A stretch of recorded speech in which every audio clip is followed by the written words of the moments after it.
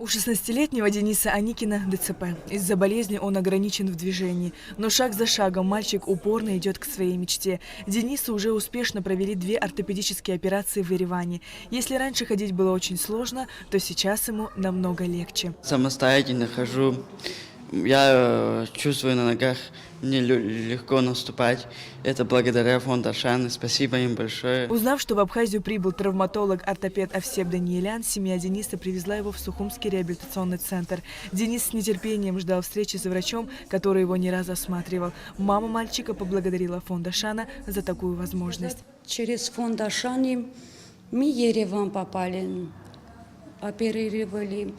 Мы очень довольны, очень благодарны. Я очень рада, что я своего сына на ноги поставила. Прием ведущего врача-ортопеда из Еревана Овсепа Даниеляна проводится в рамках проекта фонда Ашана «Здоровое поколение» при поддержке Минздрава Абхазии. По словам директора КБФ Мактина Джинжоля, Овсеп Даниелян уже провел осмотр в Гудауте и в Сухуме. Врач будет находиться в Абхазии до 17 марта. В течение 3 дней было осмотрено порядка 90 детей с различными нарушениями функции опорно-двигательного аппарата.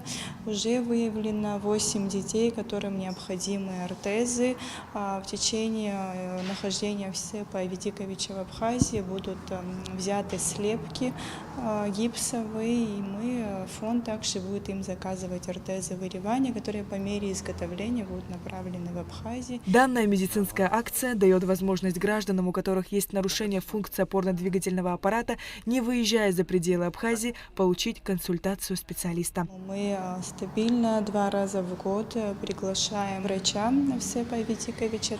Очень большое количество детей, которые уже им оперированы как на базе Республиканской детской больницы, так и на территории Еревана. Встречу с ведущим врачом ждала 7-летняя Элина Каренджан. У девочки врожденная дисплазия и вывих обоих тазобедренных суставов. Элина уже давно знакома с Овсепом Даниеляном. Ранее он провел ей 2 операции в Ереване в научном центре травматологии и ортопедии.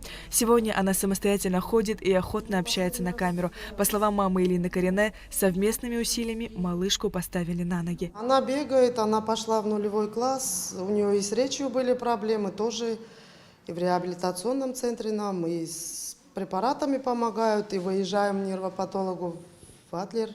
Вот идем на поправку.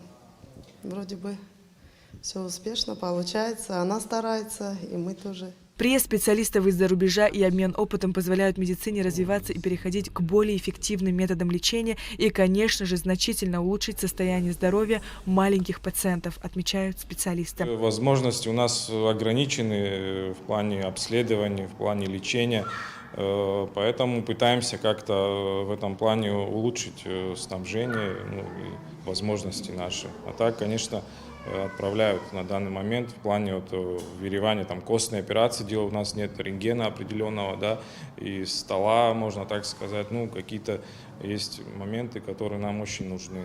Обещает Минздрав приобрести оборудование и уже будем улучшать спектр возможностей, можно так сказать. В реабилитационном центре созданы все удобства для детишек с ограниченными возможностями здоровья. Здесь есть бассейн с гидромассажем, тренажерный зал, кабинеты для занятий, оборудованы кухня, столовая и прачечная. На учете здесь больше 120 детей с различными патологиями. 18 коек мест, дети с родителями со всей Абхазии находятся в течение месяца.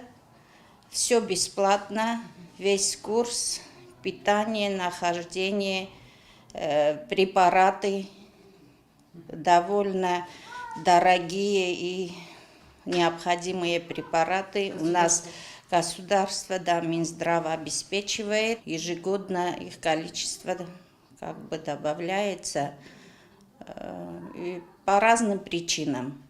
Внутриутробные инфекции, родовые травмы.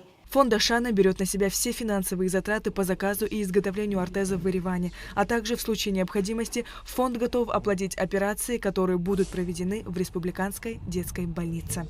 Сария Кварцхеля, Фатима Гергия, Джамбул Чхапелия, Абхазское телевидение.